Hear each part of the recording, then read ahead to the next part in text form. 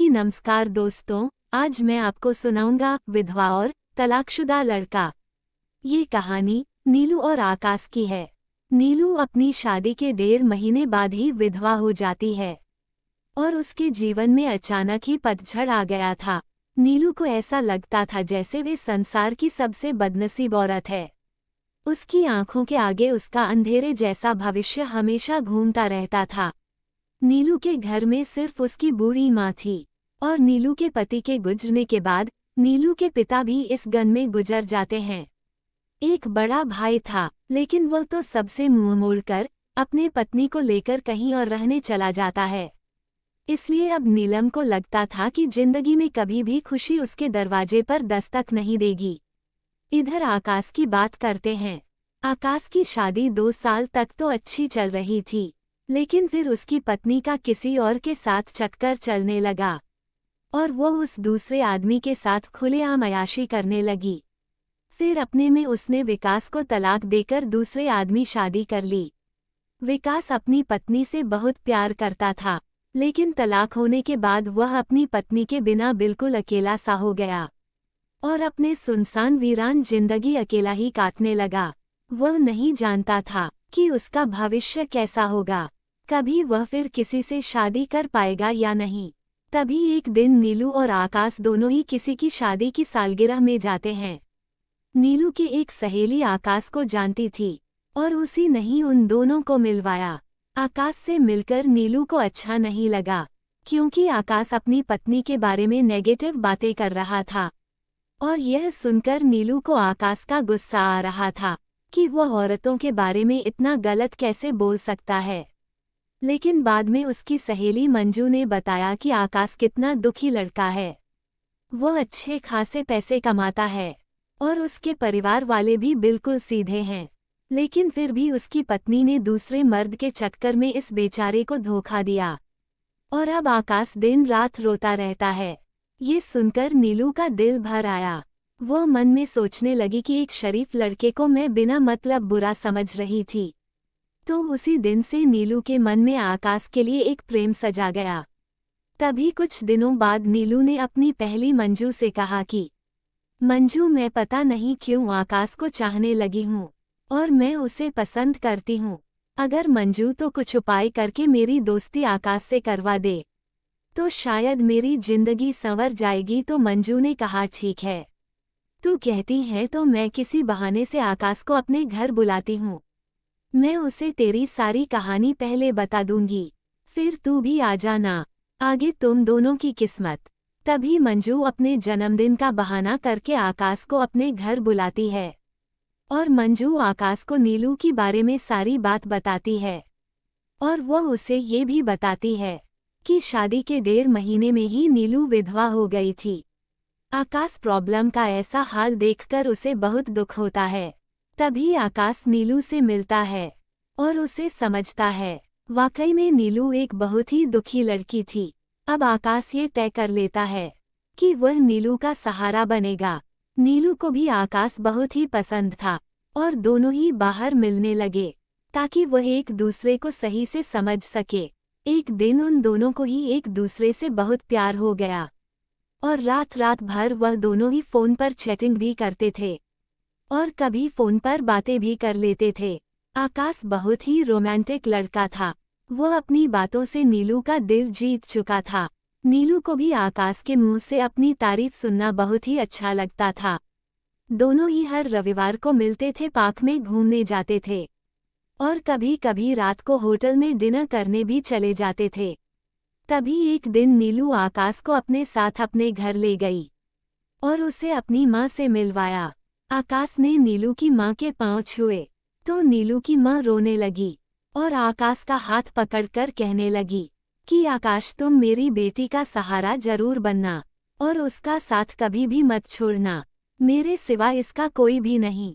अब मेरा भी कोई पता नहीं कब उस भगवान का बुलावा आ जाए। अगर मैं मर गई तो मेरी जवान लड़की का क्या होगा। ये सुनकर आकाश की भी आंखों में आंसू आ गए और नीलू भी खूब रोने लगी। तभी आकाश ने कहा कि माँ जी, आप बिल्कुल चिंता ना करें। नीलू का मैं मरते दम तक साथ नहीं छोड़ूंगा और आपको भी कुछ नहीं होगा, और आपकी बेटी का मैं जिंदगी भर ही ख्याल रखूंगा। ये सुनकर नीलू की माँ और नीलू को बहुत ही अच्छा लगा, और नीलू आकाश का हाथ अपने बालों पर लगाकर रोती है। तभी एक दिन दोनों ही बार में बैठे थे, तो नीलू ने कहा कि आकाश, तुम अपने घर वालों से मुझको कब मिलवाओगे। आकाश ने बात टाल दी और उससे प्यार भरी बातें करने लगा और कहा, नीलू, मैं तुम्हारे बिल्कुल ही नजदीक आना चाहता हूँ, बोलो तो मुझे अपने करीब आने दोगी। लेकिन नीलू आकाश को अपने कर तरह से मना करती है, मगर फिर भी थोड़ा बहुत बहुत दोनों प्यार कर लेते हैं। तभी नीलू की शैली मंजू ने नीलू के कान भरना शुरू कर दिए। उसने कहा कि नीलू, लड़कों पर इतना जल्दी भरोसा नहीं करते, तू तो सीधी साधी है। आकाश को अपनी माँ से भी मिला दी, लेकिन आकाश ने तुझे किसी से मिलवाया, कहीं ऐसा ना हो कि वह तुझे इस्तेमाल करके ना छोड़ दें।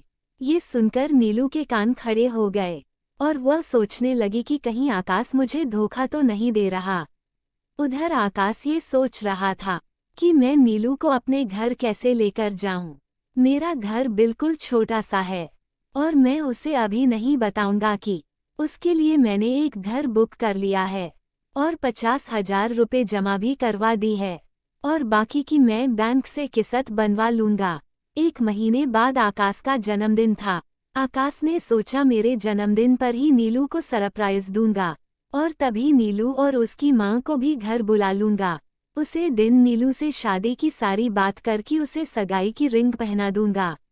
क्योंकि नीलू के परिवार में और कोई नहीं है, इसलिए सारा कार्यक्रम नीलू और उसकी माँ के सामने हो जाएगा। अगले दिन नीलू आकाश को फोन करती है और गुस्से में कहती हैं कि तुम अपने घर वालों से मुझे कब मिलवाओगे। आकाश फिर से बात को टालते हुए बात को पलट देता है। अब नीलू का शक और भी बढ़ जाता है। कभी नीलू आकाश से कहती है, तुम्हारे बैंक में कितने पैसे हैं, मुझे अपना बैंक बैलेंस दिखाओ। लेकिन आकाश ने बैंक बैलेंस दिखाने के बाद भी टाल दी, क्योंकि सभी पैसे उसने मकान के एडवांस जमा थे और उसके अकाउंट में यही कोई 8 से 10,000 पड़े थे। नीलू का शक अब बढ़ता ही जा रहा था और वह ये सोच लेती है कि आकाश वाकई में मेरा इस्तेमाल कर रहा है और वह मुझसे शादी भी नहीं करेगा। इसलिए नीलू आकाश का फ़ोन तक उठाना बंद कर देती है। इधर आकाश एंगेजमेंट के सारे तैयारी कर चुका था। बातों ही बातों में उसने नीलू की अंगूठी कभी नाप ले लिया था, पर नीलू को इसका पता भी नहीं चला था।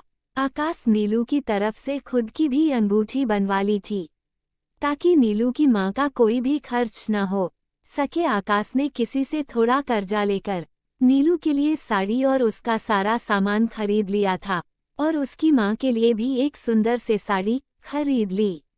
नीलू से सगाई है और यह बात उसके घर में भी उसने सबको बता दिया था। सारी तैयारी हो चुकी थी।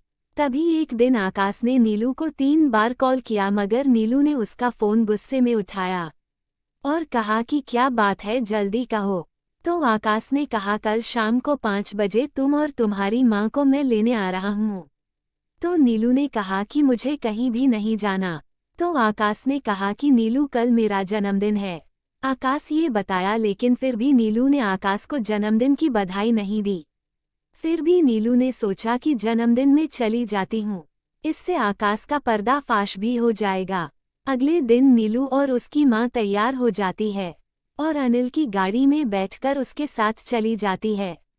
पूरे रास्ते नीलू ने आकाश से कोई भी बात नहीं कि उसे तो विकास के रूप में एक धोखेबाज नजर आ रहा था।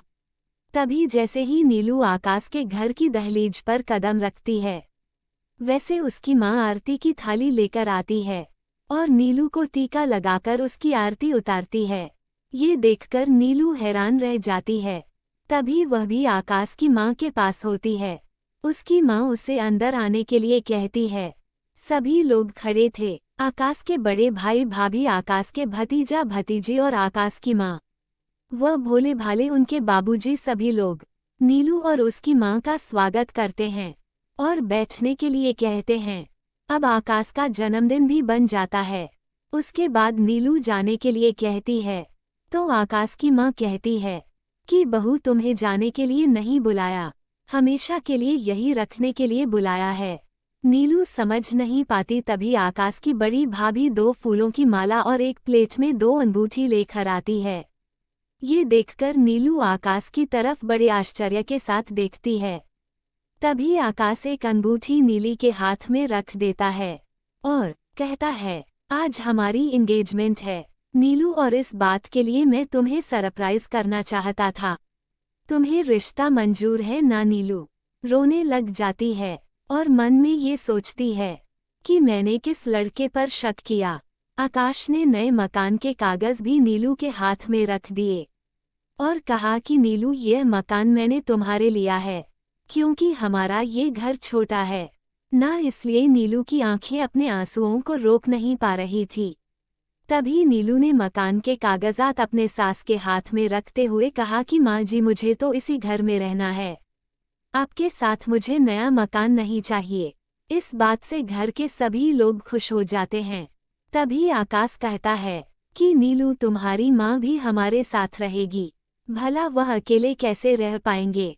ऐसा करते हैं, जो मकान मैंने लिया है वह पास में है, तुम ही शिफ्ट कर दो ताकि तुम अपने दोनों में का संभल सको। अब सब कुछ ठीक हो गया था। कहाँ नीलू एक ही वजह से सब खत्म करने वाली थी। ये गलती उसे बहुत महंगी पड़ने वाली थी।